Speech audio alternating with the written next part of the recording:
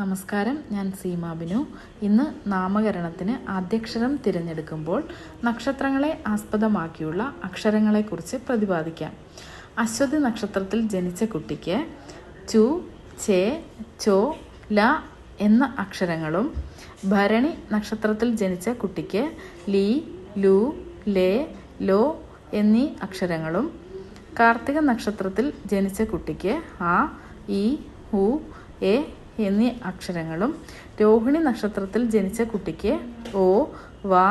V, ഉ എന്നീ അക്ഷരങ്ങളും, മകയിരം നക്ഷത്രത്തിൽ ജനിച്ച കുട്ടിക്ക് വേ, ഓ, ക, കി എന്നീ അക്ഷരങ്ങളും, തിരുവാതിര നക്ഷത്രത്തിൽ ജനിച്ച കുട്ടിക്ക് കു, ഖ, ഢ, ഛ എന്നീ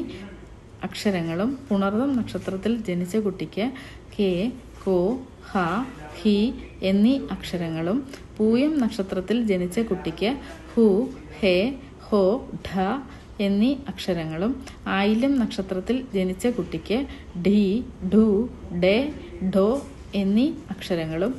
മകം നക്ഷത്രത്തിൽ ജനിച്ച കുട്ടിക്ക് മീ, മ, മു, മേ എന്നീ അക്ഷരങ്ങളും, പൂരം നക്ഷത്രത്തിൽ ജനിച്ച കുട്ടിക്ക് മോ, ഡ, ഡി,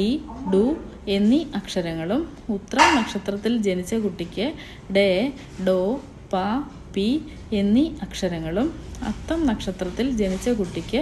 പു, ഷ, ണ,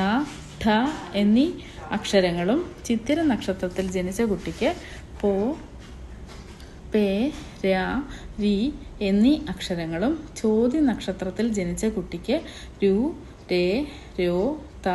എന്നീ അക്ഷരങ്ങളും, വിശാഖം നക്ഷത്രത്തിൽ ജനിച്ച കുട്ടിക്ക് തി, തു, തേ,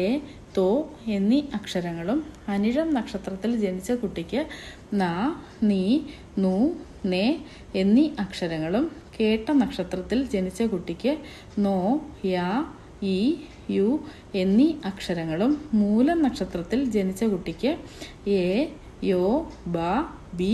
എന്നീ അക്ഷരങ്ങളും, പൂരാടം നക്ഷത്രത്തിൽ ജനിച്ച കുട്ടിക്ക് ബു, ധ, ഭ,